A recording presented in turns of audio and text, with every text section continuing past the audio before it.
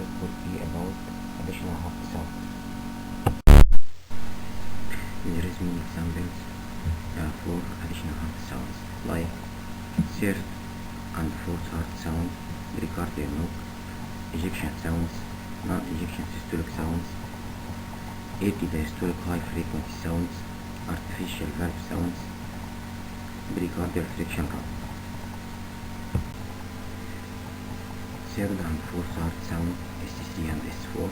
S3 occurs as passive ventricular filling begins. It appears to be related to sudden limitation of the movement during ventricular filling along the S-long axis.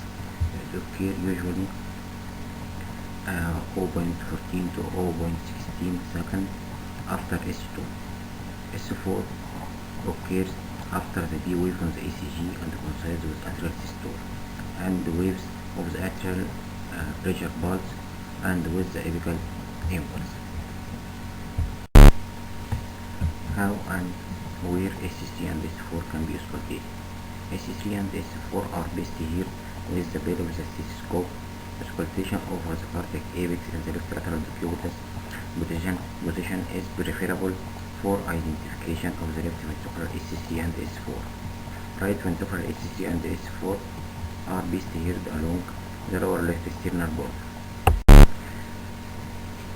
S3 can be heard and recorded in healthy young adults. However, it's usually abnormal in patients over the age of 40 years, suggesting an enlarged ventricular chamber. S4 can be heard in many healthy older adults without any other cardiac abnormality due to decreased ventricular compliance with age.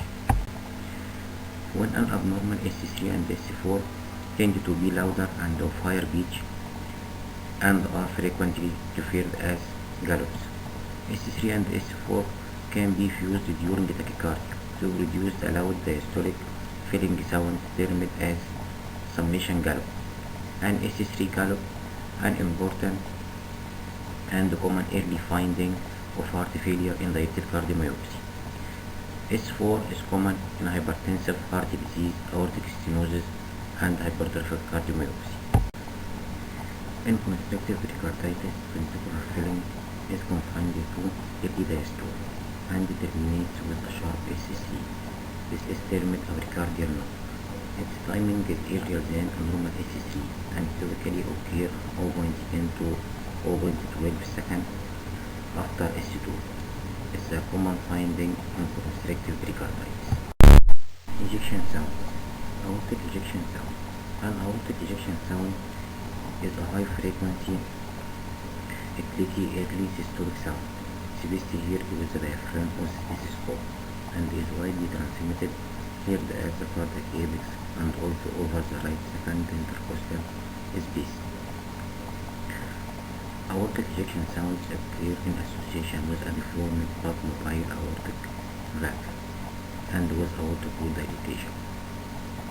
Thus it is present in aortic stenosis, bicuspid aortic valve, and aortic regurgitation. An aortic ejection sound is also heard in some patients with systemic hypertension, probably due to associated aortic wall dilatation. Pulmonary ejection sound. Pulmonary ejection sound is also a clicky sound of high frequency and best heard with the diaphragm of the stethoscope, usually best heard at the left second interstice and along the left sternal border. Pulmonary ejection sounds tend to be present in clinical conditions associated with a deformed pulmonary valve and pulmonary artery dilatation, including pulmonary valve stenosis, idiopathic dilatation of the pulmonary artery, and chronic pulmonary arterial hypertension of any etiology. Non-ejection systolic sounds. Mid-systolic click. Prolapse of the mitral valve is the most common cause of non-ejection mid-systolic click. The timing coincides with maximum prolapse of the mitral valve into the left atrium. It may or may not be associated with late systolic miracle. Early diastolic high frequency sounds. Opening snap. Opening snap of the mitral valve. Mitral stenosis is the most frequent and important cause of the opening snap. Opening snap is best heard with the diaphragm of the stethoscope medial to the cardiac apex. It occurs 0.04 to 0.12 seconds after S2. It's absent when the mitral valve is heavily calcified and immobile. The diastolic sounds are occasionally heard in atrial myxoma. This sound appears to occur when the tumor moves into the ventricle and comes to a sudden halt. Artificial valve sound. The various types of prosthetic and tissue valves that are in use for valve replacement may produce both opening and closing sound. The relative intensity of the opening and the closing sounds vary according to the type and the design of the prosthetic valve used. The artificial valve sounds are of high frequency and are much louder than normal valve sounds and are of clicky character.